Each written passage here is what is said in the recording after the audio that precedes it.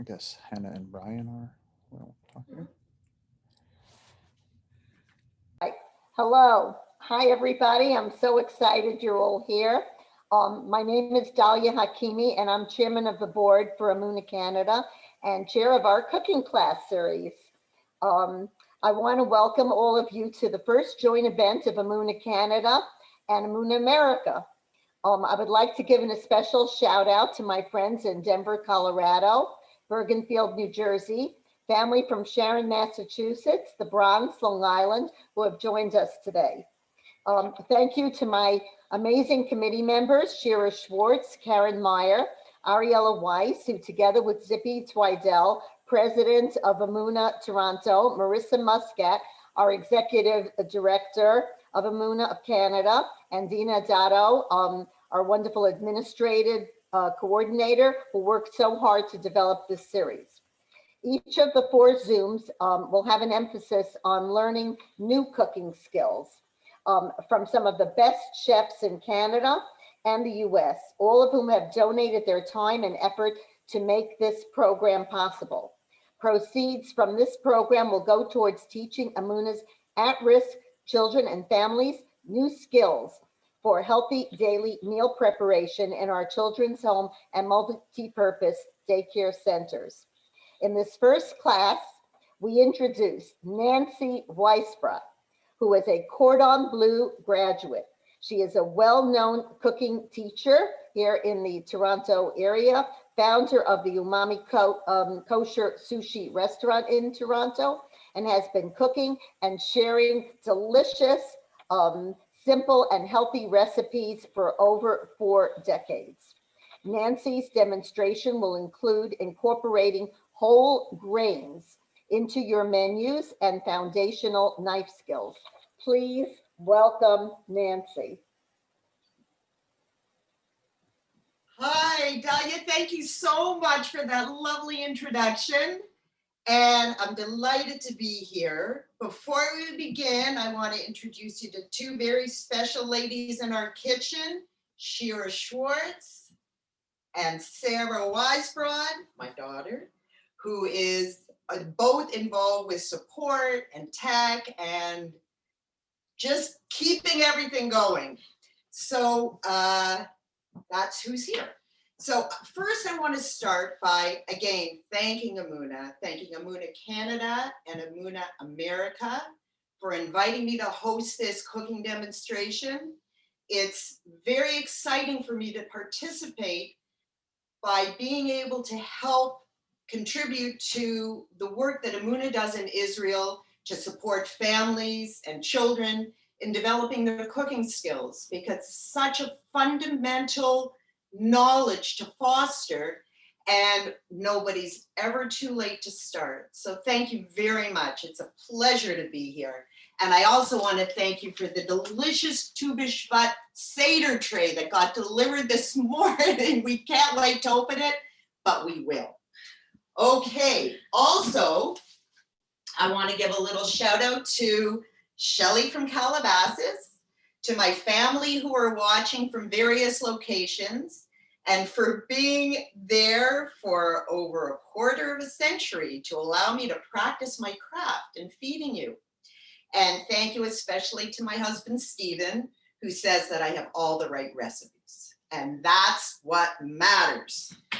Okay, so when we first started talking about this cooking demo, Shira impressed upon me how important she thought cooking is love, is the focus and intention when we come into the kitchen. So, you know, the late Rabbi Jonathan Sachs defined chesed as the love that we do. But the definition of chesed is more the love that we do as opposed to the love that we feel. So how much better a practice could we develop for ourselves in our practice of chesed than learning how to cook, to feed ourselves, to feed our family, to feed our community, and beyond. But you know, it's interesting because would you ever think cooking is chesed? Like for many of us, when we first get involved with chesed, we think, oh, we're doing it for others. But as we go along, we recognize that chesed describes a very fundamental relationship. And that's the relationship between us, the recipient, and beyond. So it's not just what I'm doing for somebody else, but it's what I'm doing for myself as well. I have a favorite book behind that I'm just going to refer to a little later that's called First Bite. And in it, the author, B. Wilson, says, your first job is to nourish yourself. So before we actually start cooking, I want to pose a few questions for you just to consider so that you can reflect on them while we're spending time together tonight. And also when you go into your kitchen and hopefully practice some of the recipes that you learned from this series. So one question is, think about the way you cook. Is your approach rigid, intense, or relaxed, or somewhere in between? Is it controlling? Everything's got to be just so? Or is there a little bit of calm and flowing that kind of comes into your cooking? Is it fiddly? Like, does everything have to be just perfect? Or is there a certain amount of flexibility there? Most importantly, I want you to think about, do you strive to focus when you cook? Is your cooking fueled by intention and focus or by distraction? And distraction is, do we try and do so many things at once that it robs us of the experience of what we're actually doing, which is a very, very important part of everybody's day, cooking to nourish ourselves and our families. Lastly, the one thing that I want you to take away from tonight is, when you plan your Shabbos menus or a dish that you're making, do you consider yourself one of the most important resources that is on your time plan? We can go and shop for the most beautiful cuts of meat and fish and the most wonderful vegetables. We can plan to execute these recipes flawlessly. But where are we in our plans? Do we overtax ourselves? Do we extend ourselves to the point where we come to the table and we're just not present because we're frankly too tired? So when you think about your resources and you do your shopping list and you do your time plan, make sure you put yourself in there. Not just first, but you're kind of incorporating the whole circle, the whole shebang. Okay, we're going to get started. I like to be able to set out goals that we hope to achieve tonight. And I'm just going to be glancing over because my clock's there and I have my 2 timekeepers here. So you'll just see me looking at the clock. But our 5 goals that we're going to try and accomplish tonight are, the first one is we're going to look at the component of a kernel of grain or a seed to understand it more nutritionally.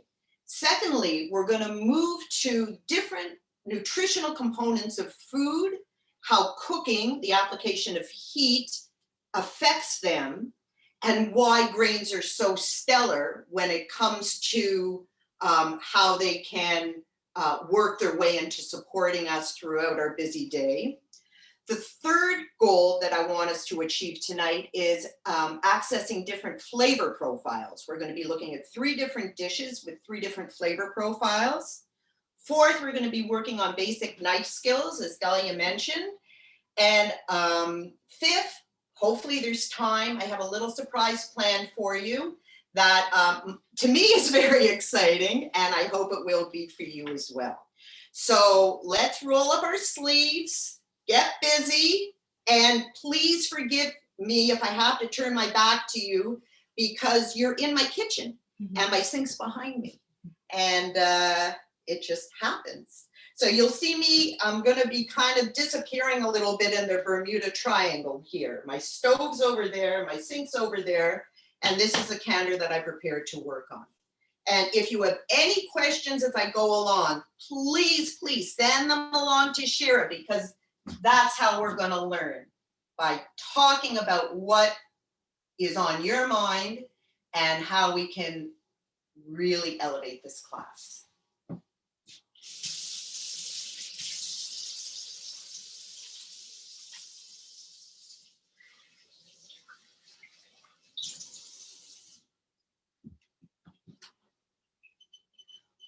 Okay.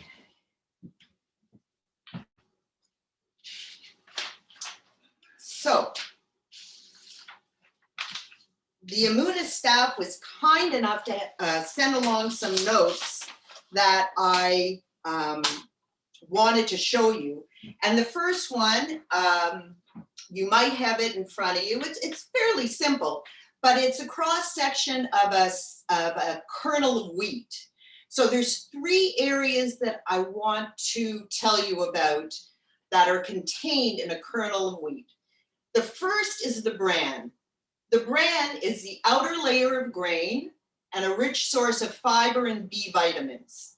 We all know that as grains become processed, the bran is often removed. The next component is this big part, which is the bulk of the grain. It's called the endosperm. This is the largest part of the grain and is the main part of it is starch. So that is often what we work with when we have white rice or pearled barley. It's the endosperm, and that gives us the starch. The third, which is so important, is the germ of the grain. The germ is the embryo. The embryo is the part that brings it to life. That's where the new seed and the new plant comes from. It's a superb nutrient source, including proteins, vitamins, B and E, minerals, and oil. So often when you buy whole grains or brown rice, they'll suggest that you keep them in the freezer or the fridge because there is oil in it and that oil can go rancid. So it can't last forever. This is living food. So we have to use them and take them off our shelves and really, really enjoy them. So the first dish we're going to start with is our quinoa. So I have different stages of preparation prepared because you don't need to see me stand and wash grain all the time. But quinoa has become so popular. When I taught about quinoa 25 years ago, it was unheard of. People didn't know about it. It was very difficult to find. And as I suggest, it's an important step for you to rinse your grains. It used to be when we would buy them in bulk that you would rinse off any dust or whatever, or check them. I know in Israel, I have a friend who lives there, she said they used to check rice. I don't check now because things are so clean. But back in the day, quinoa had a natural coating called saponin, and that was a natural pesticide. And as you would rinse it, it would become sudsy. Like it was, you could see, and this wasn't coated with soap or anything. This was the natural coating that came from the seed itself. It's actually a member of the rhubarb family. And if you didn't get rid of that, believe me, it was like taking a mouthful of soap. So you want to have a little strainer and a little bowl, and just give it a little swish with your fingers. And then you can run some of the water to get the stuff that sticks to your fingers and any of the dust or whatever coming out of it. Then, very simply, this dish, the quinoa dish, people are very familiar with making quinoa on the stovetop.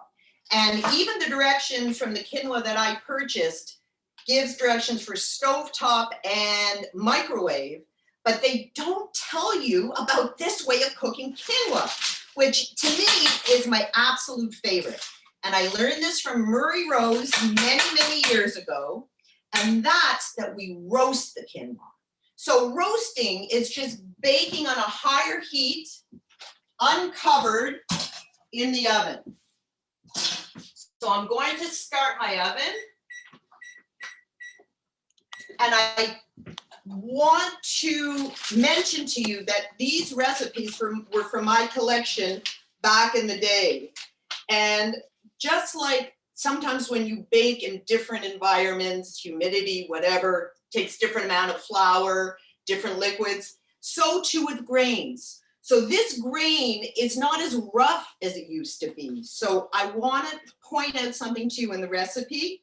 It says roast the grain uncovered for 20 to 30 minutes, definitely 30 minutes, and then increase the temperature to 400 and roast it for another 15 to 30 minutes. And I've got it finished because I want to show you what it's going to look like, but please make that adjustment to your recipe. So all we're doing, and I just like using parchment paper because it's like I'm making a gift. When I open it up, it's kind of like, oh, and sometimes I just put it on the platter because it looks so pretty. So I've got a few ingredients here. And of course, in honor of Tu B'Shvat, we've tried to work in as many of the fruits and species of Israel that we celebrate. So our recipe calls for, I just put a half amount of quinoa here because I've already prepared it. Calls for 1.5 cups of water. So I'll just do just a half.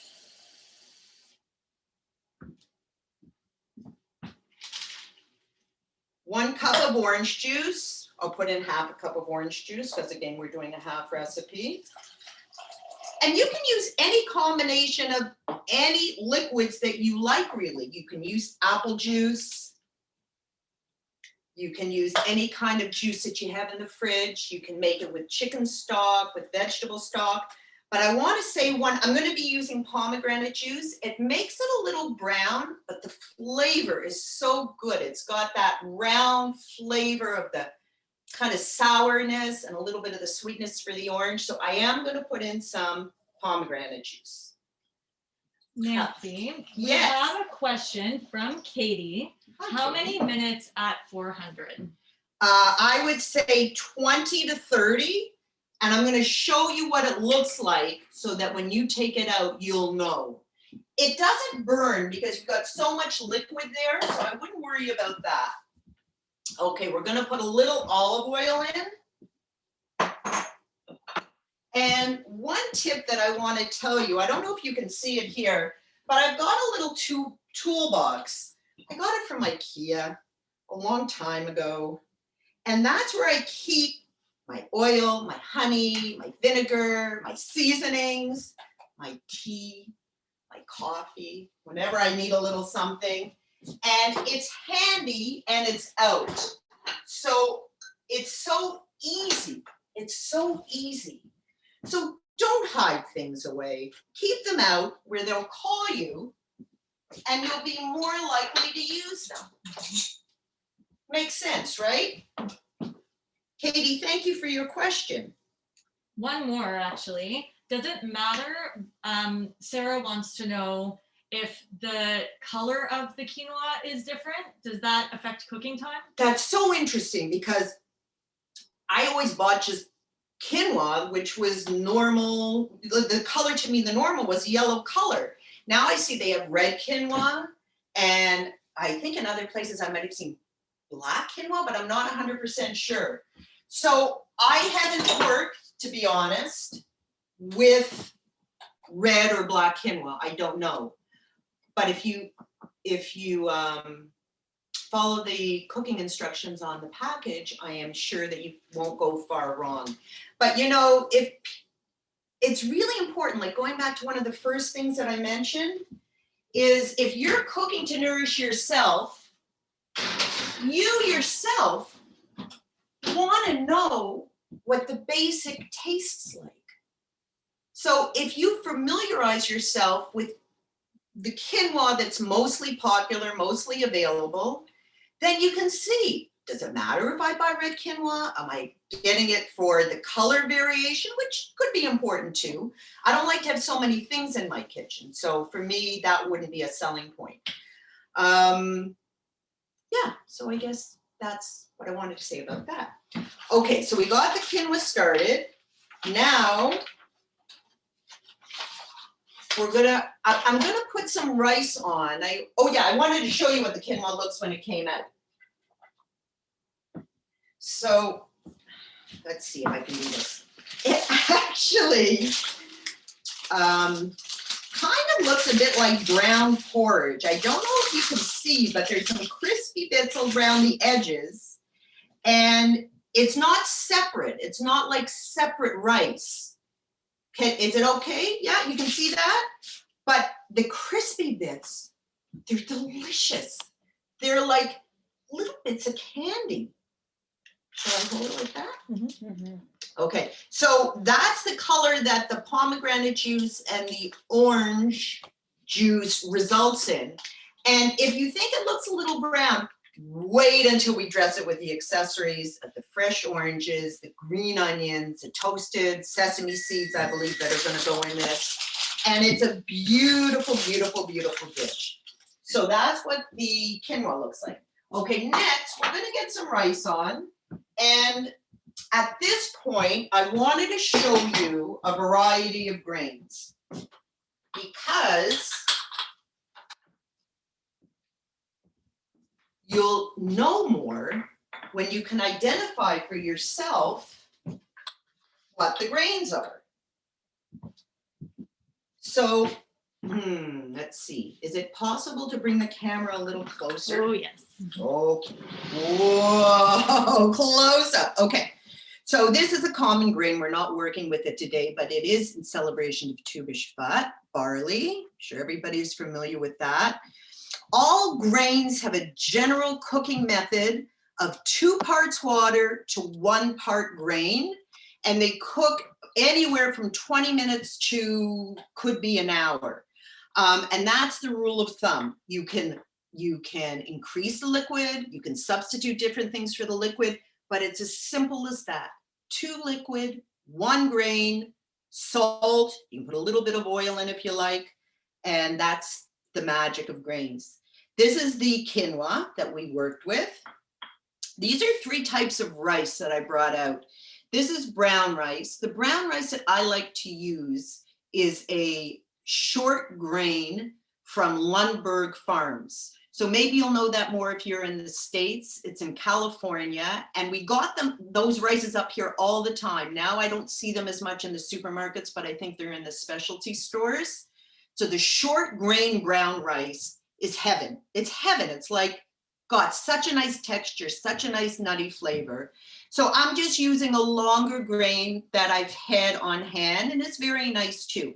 The next that we have here, it's a little longer and white. This is the basmati rice. Basmati is beautiful. The brown rice takes 45 minutes to cook. White rice usually takes 15 to 20 minutes to cook with a 5-minute settling period.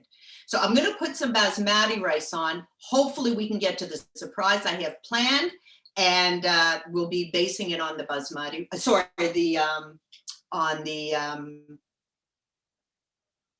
basmati rice, no, yeah, basmati rice, that's what I was saying, I got distracted. Okay, and then we have sushi rice. So sushi rice is a whole other variety of rice. You know, there are thousands of varieties of rice.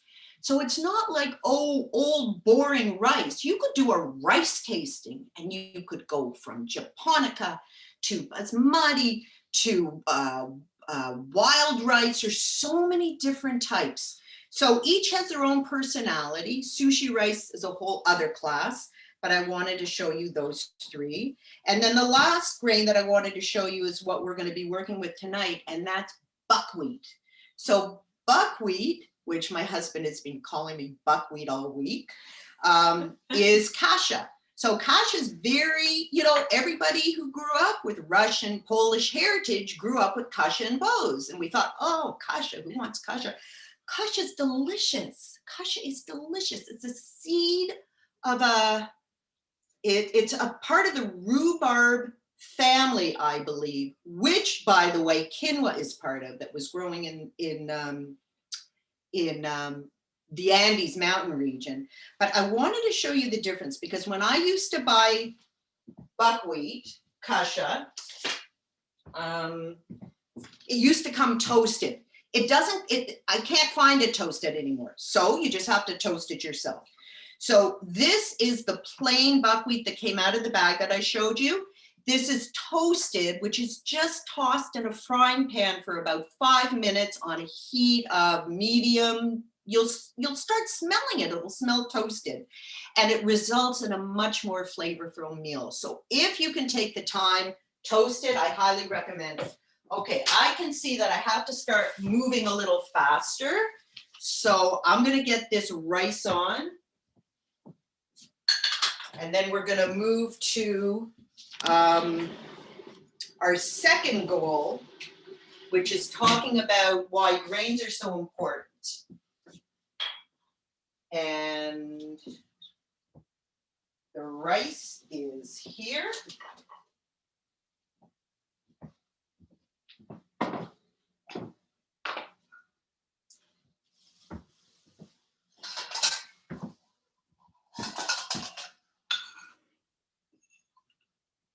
Just going to do half a cup.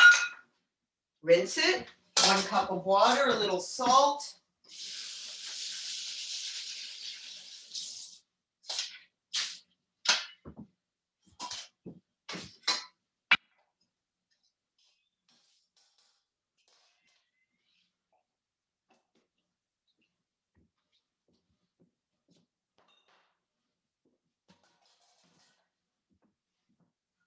This is a dry cup measure.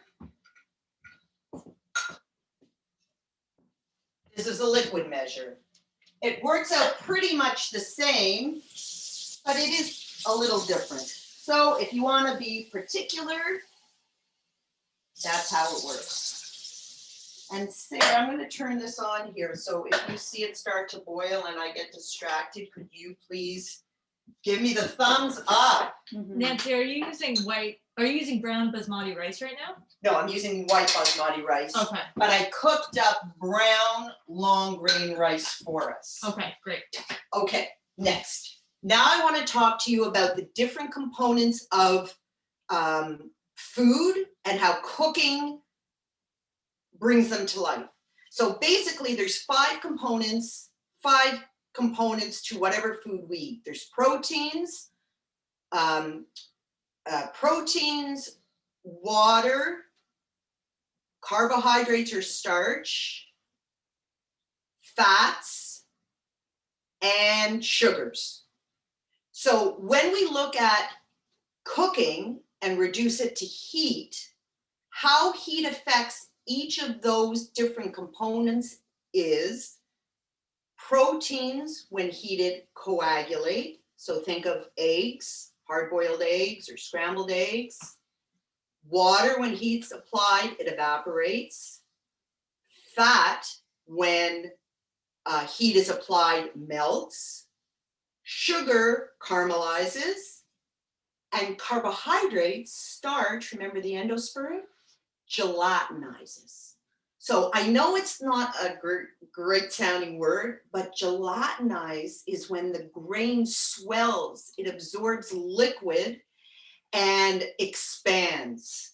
And that's why grains are so wonderful, because they're so nourishing. So this is the part where I just had to read you one sentence, because she makes a case for something, the author, B. Wilson, called hidden hunger. So hidden hunger refers to the times in which we live where obesity and malnutrition coexist simultaneously. One of the largest complaints that pediatricians see when children come to them is constipation. We're not doing justice to ourselves by skipping grains and whole grains. So she says that physical fullness is made up of 2 components. One is the short-term fullness that makes us decide that a meal is over. That's called satiation. The second is a longer-term fullness that tides us over during the hours between meals, and that's called satiety.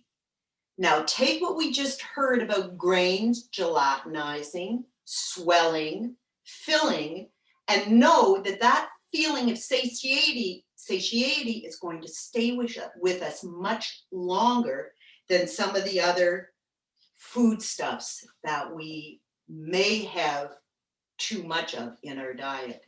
And the satiety, of course, is only enhanced when it's much more enhanced when we use whole grains. Okay, that's what I wanted to say about that.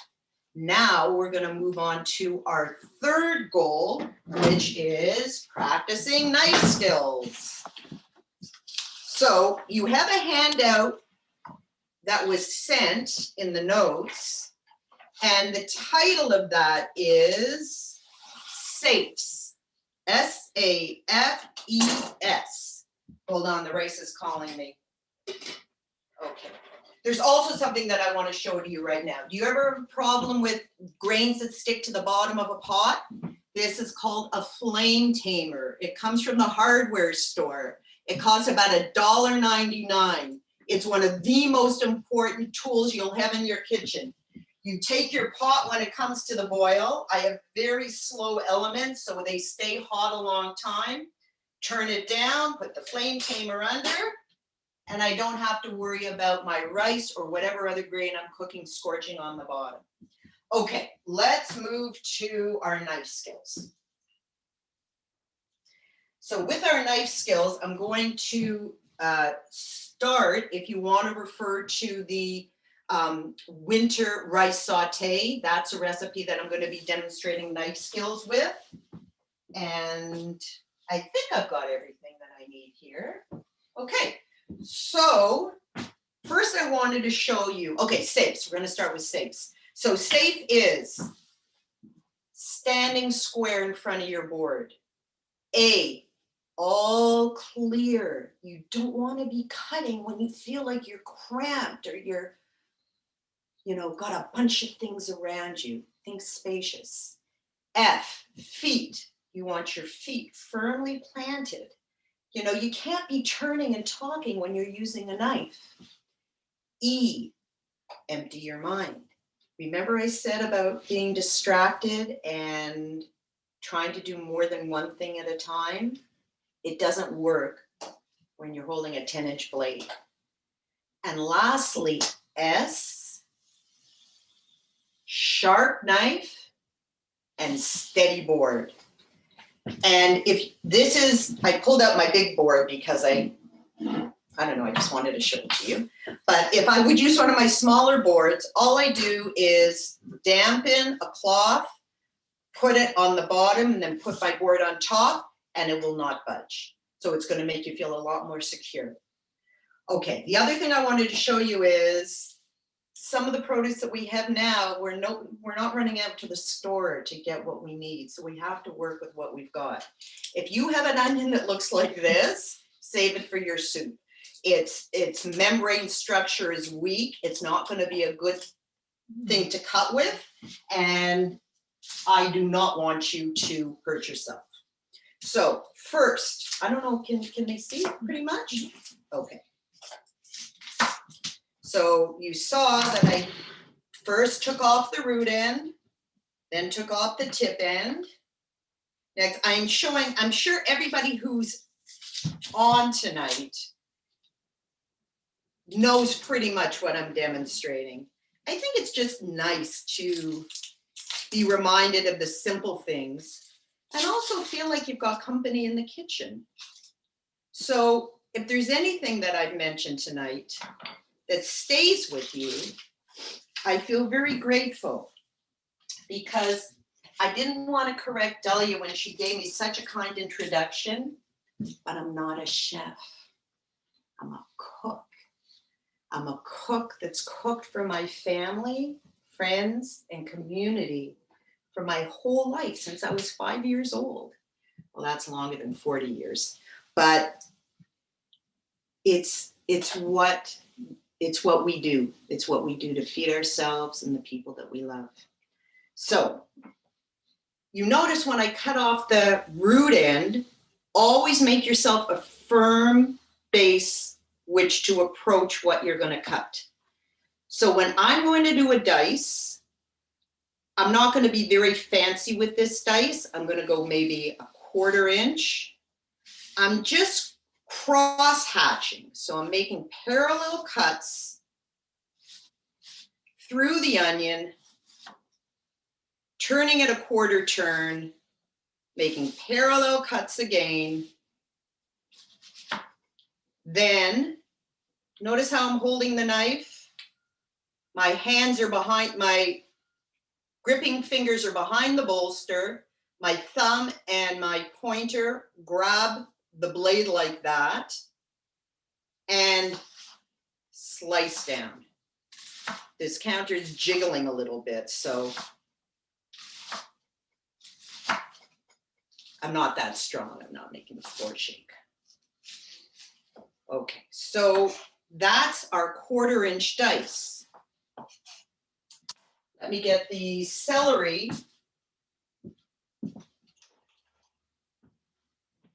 And again, I'm positive that you can do this in your sleep. But I think it's important just to see simplicity. And there's something else I wanted to mention about simplicity. So that was a dice. This is going to be a slice. So it's described in your handout, but basically it's a movement like this. And this is my guide hand. And I don't want the blade up above my guide hand. So I'm just slicing, rocking back and forth. This height is a little high for me. This is my pastry counter, so it's good for kneading, but my counters are a little lower. So you're really going to be working with your elbow at a 45-degree angle. Nancy, Emma wants to know, do you have any tips to stop crying when cutting an onion? Emma, I love your question. No, I like to cry. Some people say they sing or they breathe through their mouth, but I've been chopping onions for a lot of years. And guess what? They always clean out my tear ducts. But Emma, I will tell you that I usually put on mascara after I cook. That helps. Okay. Oh, Sarah, can you, the second drawer down, I've got, no, second drawer, yeah. So I think I've got pastry blender, like a,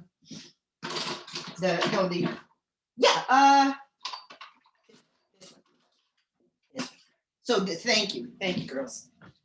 So this is also a helpful tool. I call it a pastry blender. It's not a blender really, it's a pastry scraper.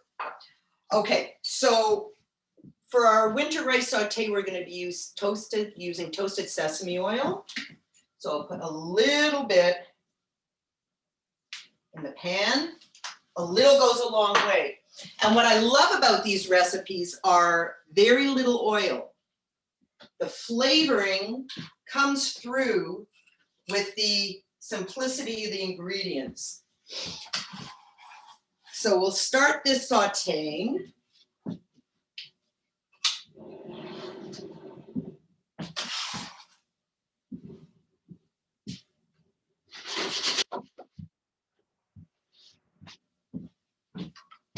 I should be saving this for soup, but forgive me, I'm not. And I do have some brown rice cooked here in advance. So this is the long grain brown rice that I cooked in water with a little bit of salt and a titch of olive oil. And it's beautiful. It's very nice and very simple. You know, I want to share one quick thought. One of my kids was asking about, well, how do you get more flavor in a soup? Like what kind of liquid should you use when you're cooking with onion and garlic and tomatoes and vegetables? And I said, what's wrong with water?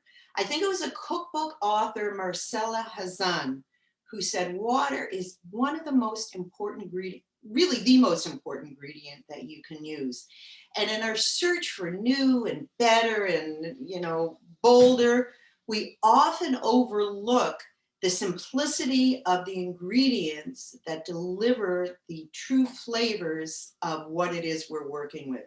So don't be shy to use water in your grains with a little bit of salt to bring out the flavor. I use kosher salt, diamond kosher salt, and you'll have a delicious result. Okay, so that's what I wanted to say about that. I can see that I have to speed up a little bit. I'm going to keep going through my knife skills. There's something that I wanted to show you that's going to go into our saute. If you can ever find something like this, I bought it at a Japanese store. Again, I don't have too many gadgets, but this is a great one. It's a ceramic grater. So when you grate ginger on a plate, like on a rasp or a box-sided grater, very often you have to peel it first, or you get a lot of the fibers in with it. This is a beautiful thing, beautiful tool that you just grate, and the fibers stay back. This ginger is a little old, so I'm not getting too much liquid coming from it. And the juice and the flesh of the ginger go into this rim at the bottom, and then you can just pour out the ginger juice. So if you're ever making a dressing with ginger and you don't want big pieces of ginger in it, yeah, there's not that much there. It's a very nice thing to have. And again, you don't have to peel the ginger. I also use this for garlic cloves if I don't want to chop, if I want to get them really, really almost like grated. It's a wonderful thing to have. So I wanted to show you that. Okay, we're going to go on to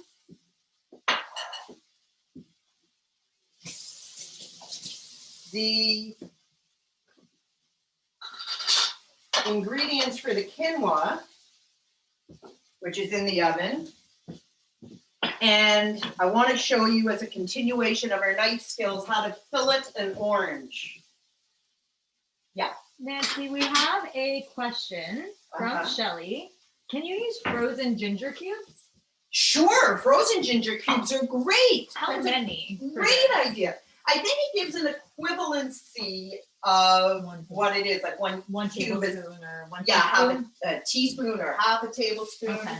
So that's a great question. You're right. And these days, again, we can't get out to stores. And if you find a trick that works for you, use it. Okay, so these are the orange fillets that we're going to dress our quinoa with. They're beautiful. You can do this with oranges, with grapefruits, and especially in the wintertime when we like to feature citrus in so many of our dishes. It's so nice to have this skill. And again, I apologize if you know how to do it, but it's so important. Like, I try and have fresh citrus every day. So you cut off the stem end, you cut off the blossom end, and then this is a fruit knife. So if you refer to the notes, it's serrated. A serrated knife never needs sharpening. So all you're doing is following the silhouette of the orange, going around and taking the peel off. Now, again, when you do something like this, you don't have to make masses and masses of them, but just doing it to one so that everybody gets a little taste of a fresh, delicious orange, often from Israel, is a wonderful thing. So here we have the sections between the membranes. So you cut in, and all you're doing is you're making V cuts and leaving the membrane behind. Okay, I'll do one more because I've already prepared what we need for a recipe.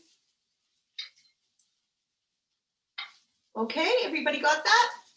Nancy, we have another question about quinoa. from Toby, and who I think is echoing a question from somebody earlier. Uh-huh. And the question is, if quinoa isn't genetically a grain, and it's not gelatinous, if I'm getting this right, does it provide the same sense of fullness?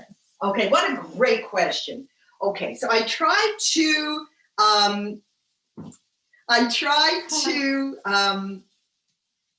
brush up on my knowledge between grains and seeds.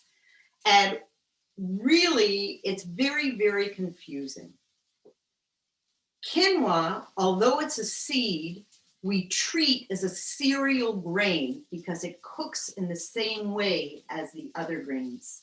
The cereal grains, the way I understand it, are wheat, spelt, rye, there's a couple more, and those are true grains.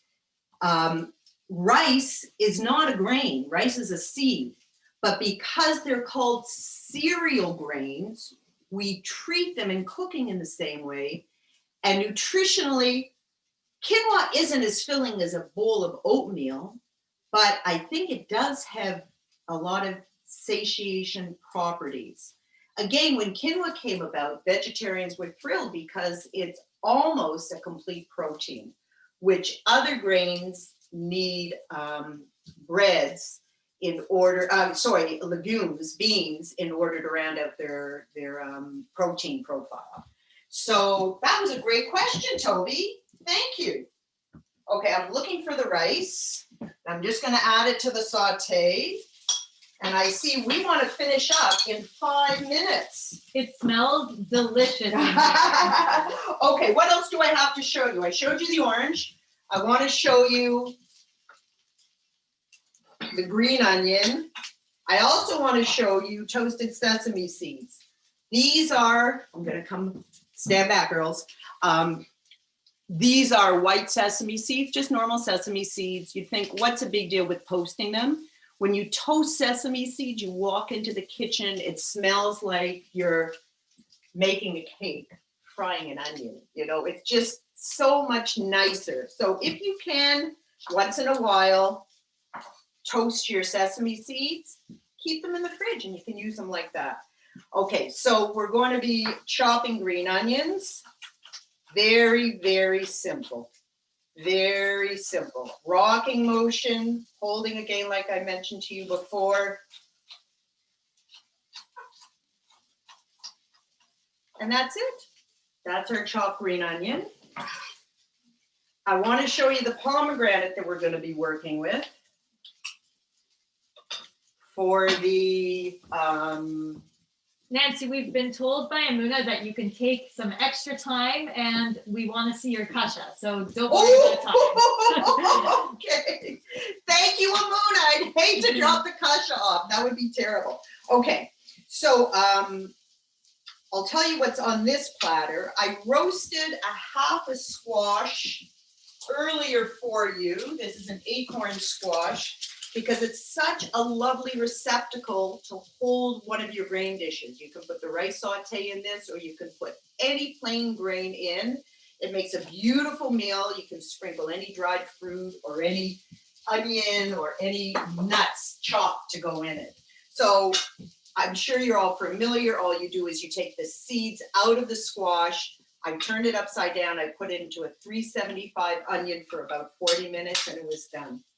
Okay, pomegranates. I know pomegranates now are so much more accessible and available.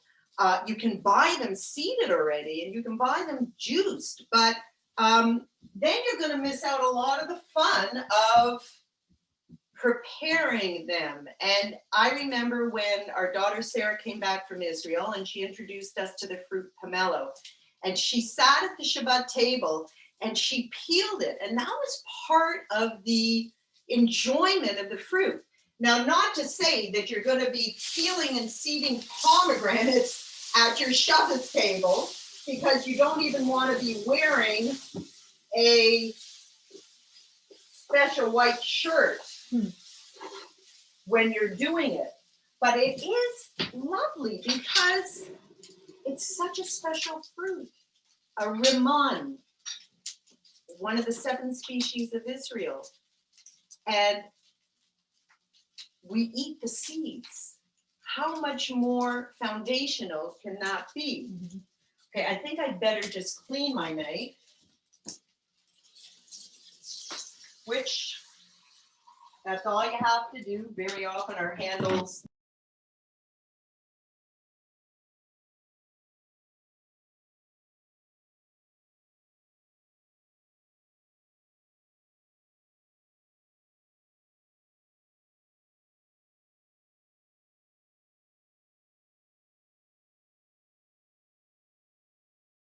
So this is how you prepare a pomegranate. I'm not going to do the whole one, but you cut off the flower end. I should be doing this on my fruit board, not my wooden board. And you cut off the stem end. Go back to my fruit knife. And then you cut through like you were sectioning an orange almost.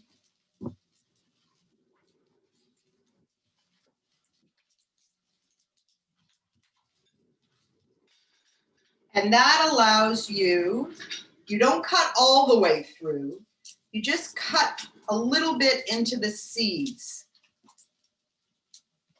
And that allows you to gently take this apart. And as you do that, then you just work it, taking the seeds out, collecting them in a bowl, and leaving the membranes behind.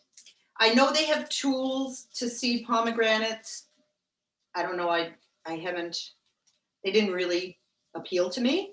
And I know some people say do it over a bowl of water, which what happens with that is the seeds sink to the bottom and the membrane floats on the top, so you can easily take the membrane off. But I don't have a big problem with this, so that's how I prepare my pomegranate seeds. Okay, let's turn to the kasha. So don't worry, because I have it already prepared. And I don't think you need to see me slice mushrooms or dice another onion. So I'll just talk you through.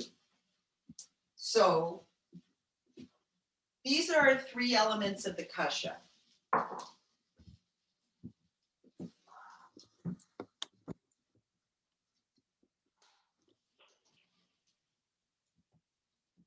I use my toasted kasha, like the recipe says.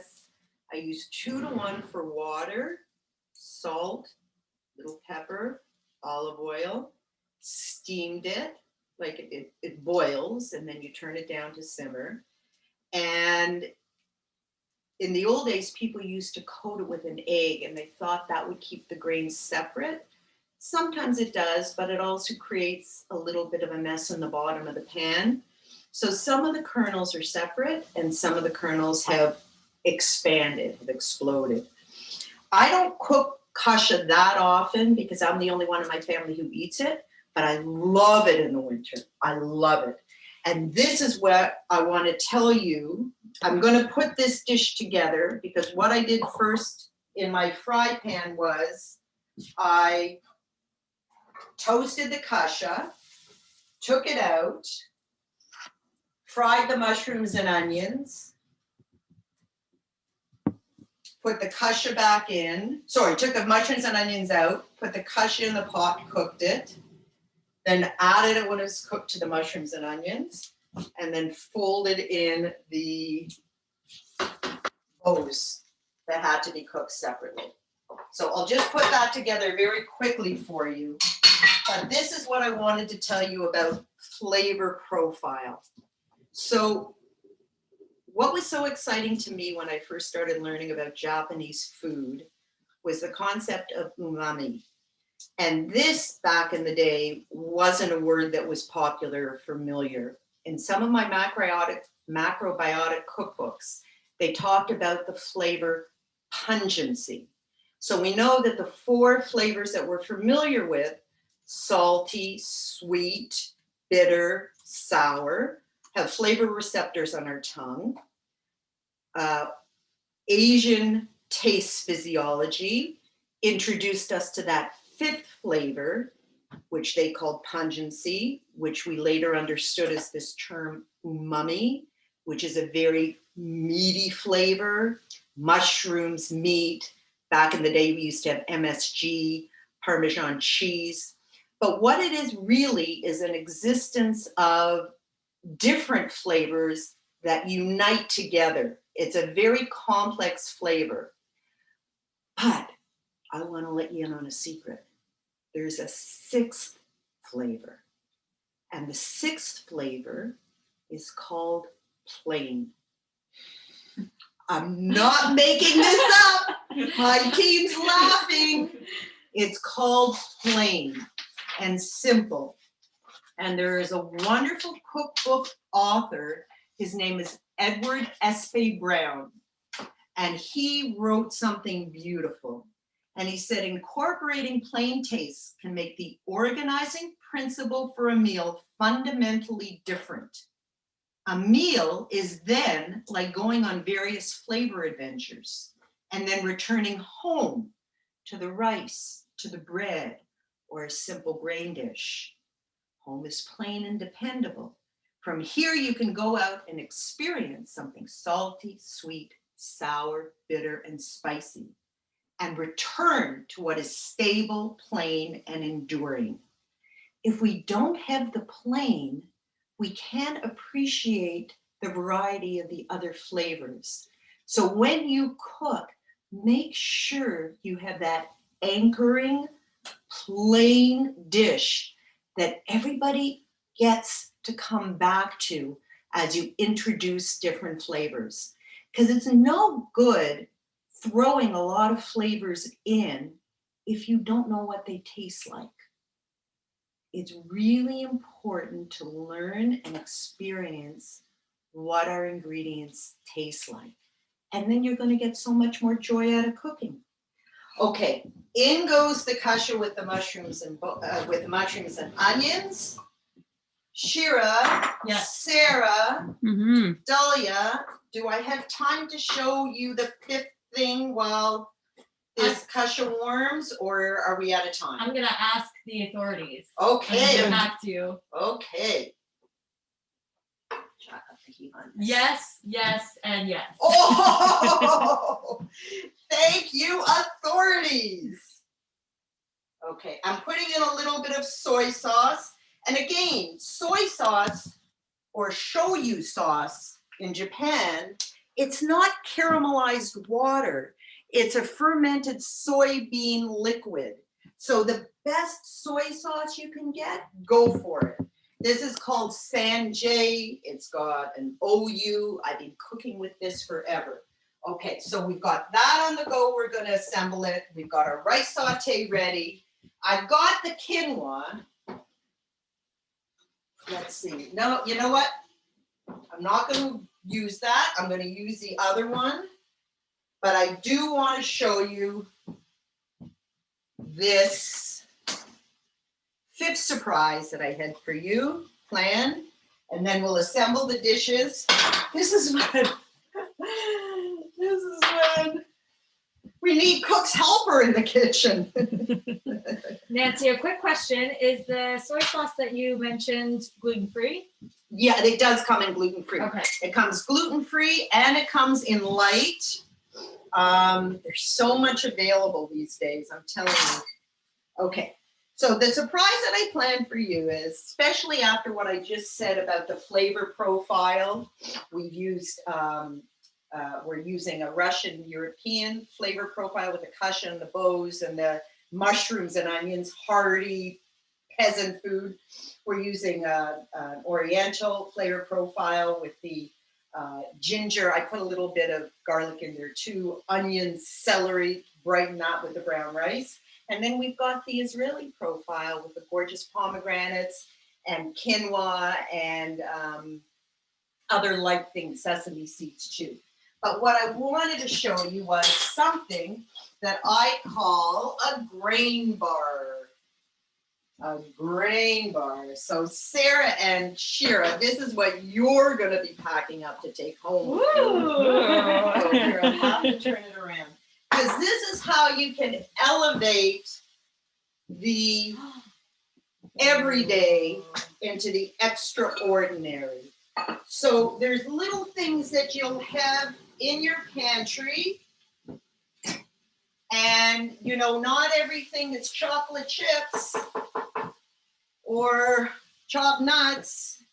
Families have to learn how exciting and fun it is to have different flavor profiles. So for me, I do a grain bar in the morning for myself and my husband with oatmeal. We have a bowl of whole oats every day. But let's say you wanted to do a grain bar for your Tu B'Shvat Seder. So, Shira, I'm gonna make you a grain bar. What would you like? We have pickled onions that have been in the fridge for a long time. That's the end of them, they were delicious. Chopped dates in honor of Tu B'Shvat, chopped hazelnuts, and I have a homemade gamasio, which is a mixture of sesame seed, salt, and I put in a little bit of my own seaweed into it. So you could sprinkle it on that, and we can top it off with a carrot bundle. So what would you like in yours? Can I have the works? The works, 100%. 100%. So you put a little bit of grain in. Oh my God. It's so fun. It's so fun. You know what? I should let you make your own. And we're going to top it off with a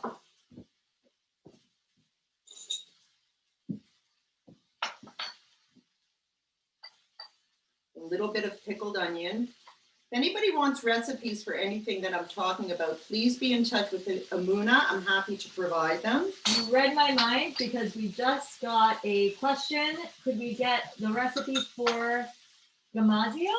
Am I? Yes, definitely. Okay. Definitely, gamasio. Gamasio. Okay, and what I didn't demonstrate julienne cut with my knife skills, forgive me. I can do that quick if you like or not, but what I did was I blanched my julienne carrots. I tied them with a little green onion ribbon that was also just dipped in boiling water for a very short time and made a little carrot bundle. So how cute is that? Taking the everyday into the extraordinary. Sarah, can I make yours after we end? 100%. Okay, and here's a spoon if you want. And now we're just going to finish our dishes so that we'll have, that used to be the hardest part, is the reveal for me when I was teaching cooking.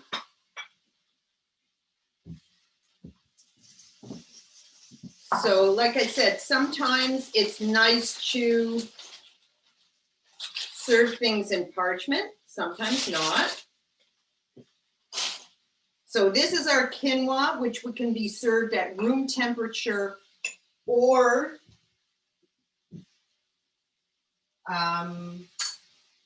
hot. Exactly, thank you. And I think I'm putting the right ingredients in when I'm supposed to. The sesame seeds, I think, go into the, you see how interchangeable all these flavors are. You just use what you like. So here's our quinoa. And if you like a little bit of a lighter base, don't put the pomegranate juice in. Oh, I almost forgot to tell you. I made pomegranate syrup. So I took the pomegranate juice, 2 cups pomegranate juice, about half a cup of sugar, boiled it down till I got a beautiful syrup. This is going to live in my fridge for a very long time until it gets used up. You can dress a plate with it. You can put a little bit of a drizzle on anything. Isn't that great? Yeah. And it's all natural. Well, of course it's natural. Okay, so that's that. Now our kasha, the big kasha, there's the pasta bows. My spoon is here.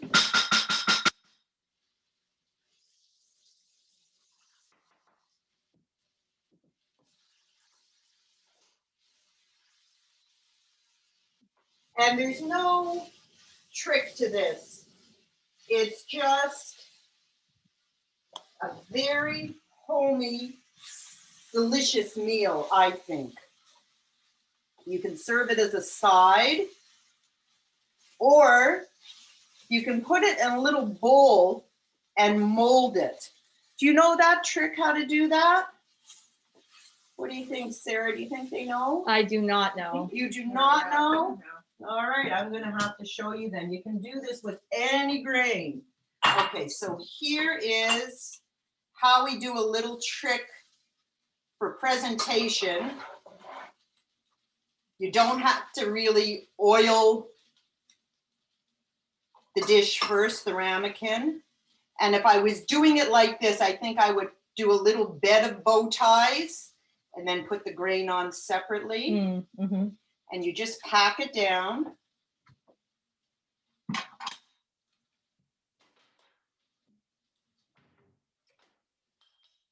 We'll just give that a second while we put this in our bowl.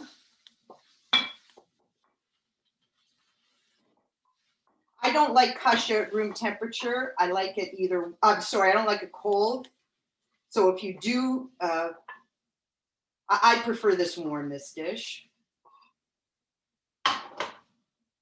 And if you want to do a dairy, you can sprinkle a little bit of feta cheese in it. It's beautiful. Okay, let's see how we work with this. See, you can put a little bit of green something around it, or a few of our little fruit segments would be very nice. And then lastly, I'm looking for my last yellow bowl to put the rice in. Oh, you know what? I'll do it in the acorn squash. You could put some raisins. I think the recipe calls for dried cranberries with this. It really smells nice. Emunah, maybe next time we can have a smell component. How can we figure that out? Get it together, science. And I think that's everything. Wow. Should we put a little drizzle of pomegranate? Yes, You just yes, go yes. wild, go Stunning. wild with grains. Grains gone wild. This is truly grains gone wild. Okay, thank you so much. Thank you. It was such a pleasure. Thank you. Thank you to all of Yay, you. Thank you. Okay, we do have a couple of questions that I just wanted to ask. One is, how long do you cook the kasha for? Kasha is 20 minutes. Okay. Very fast cooking, grain-like. Okay, that was from Bev. Maureen would like to know what brand of knife is the fruit knife? Cutco. Okay. Cutco, cool. but and it's a serrated blade, and again, refer to the notes that were sent around. You want a serrated blade with a tip like this, a curved tip. Okay, cool. And I think that's all in the way of questions. So thank you so much. Yay, thank you all. Thank you, team. Well, thank you, everybody, for this was quite a production. And I hope that our audience here appreciates how difficult this was to do with COVID. You know, Nancy could not have an assistant standing next to her because of the 6-foot distance that we have to maintain between her and the people shooting this video today. You know, usually you'll see a professional video on TV, you know, in the cooking, and there's like a ton of assistants all around you. But poor Nancy had to do this all by herself, and she'll probably have a huge kitchen mess now. So thank you so much, Nancy, for doing this, for contributing your time to Emunah. This was all gratis from our chefs, and we really appreciated everybody being here. And if you enjoyed this video and you haven't registered for the other videos, please feel free to go back to emunahcanada.org, or in America to that website, and register for the rest of the classes. We look forward to seeing you again. Just to refresh your memories, it's on Tuesday night. So next Tuesday night, same time, same station. And you'll get another Zoom link reminder on the day. So that we'll hopefully see you again next week when we do meet with Joan Monferiti. Drew Laszlo as our architect. Thank you. And were you happy with that? Thank you. Thank you very much.